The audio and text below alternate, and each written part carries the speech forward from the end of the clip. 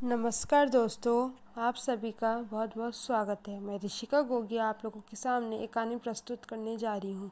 कहानी का नाम है साफ हृदय। तो शुरू करते हैं। बरसाना में एक भक्त थे।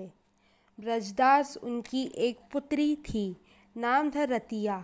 बस इतना ही था। ब्रजदास का परिवार ब्रजदास दिन में अपना काम करते और शाम को श्री जी के मंदिर में जाते, दर्शन करते और जो भी संत आए हुए होते हैं उनके साथ सत्संग करते। यही उनका नियम था। एक बार एक संत ने ब्रजदास से कहा, भैया हमें नंदगांव जाना है, सामान ज़्यादा है तो तुम हमको नंदगांव पहुंचा सकते हो क्या? ब्रजदास ने हाँ कर ली। ब्रजदास ने अपनी बेटी से कहा, मुझे एक संत को नंदगांव पहुंचाना है, समय पर आ जाऊंगा, प्रतीक्षा मत करना। ब्रजदास सुबह 4 बजे राधे राधे जपते जपते नंगे पांव संत के पास गए और संत को सामान और ठाकुर जी की पेटी और बर्तन ले लिए और चलने लगे। खाने तो समय पर हुए, लेकिन संत को श्वास रोग था। कुछ दूर चलते फिर बैठ जाते। इस प्रकार नंदगांव पहुंचने में ही देरी हो गई। ब्रजदास ने सामान रख कर जाने की आज्ञा मांगी।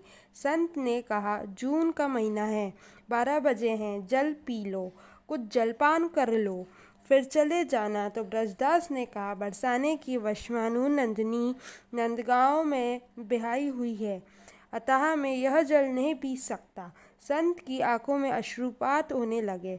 कितने वर्ष पुरानी बात है, कितना गरीब आदमी है, पर दिल कितना ऊंचा है।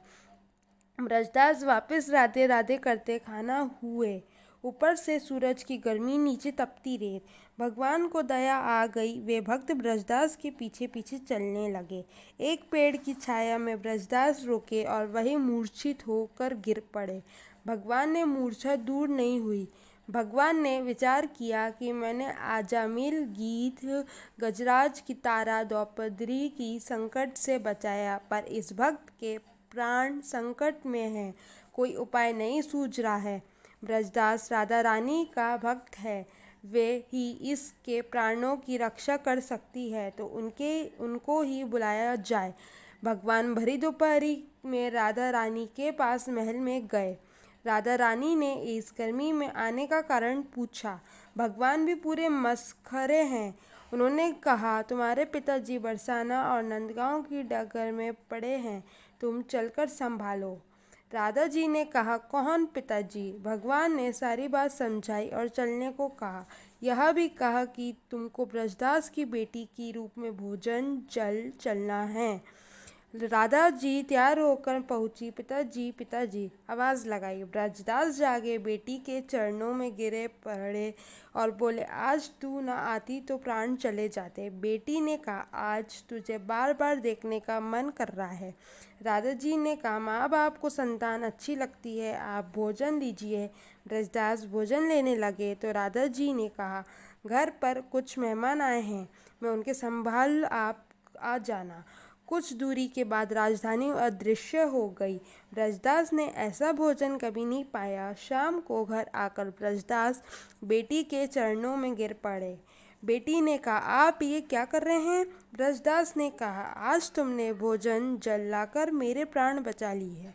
बेटी ने कहा, मैं तो कहीं नहीं गई। ब्रजदास ने कहा, अच्छा बता, मेहमान कहाँ हैं? बेटी ने कहा, कोई मेहमान नहीं आया।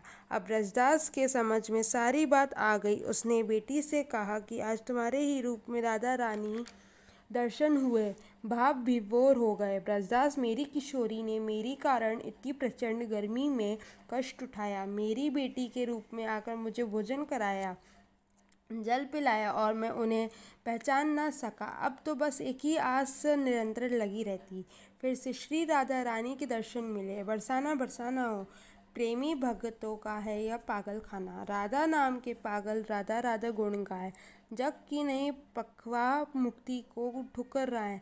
बरसाने की भूमि है, सब धामों की मुकुटमणि मनमोहन ने चूमी। बरसाने में विहिराजा वृषभानु लली, मुकुट से देत बिहारी मोहन अभी उसी गले। बरसाना बरसाना हो। धन्यवाद। जय हो, विजय हो।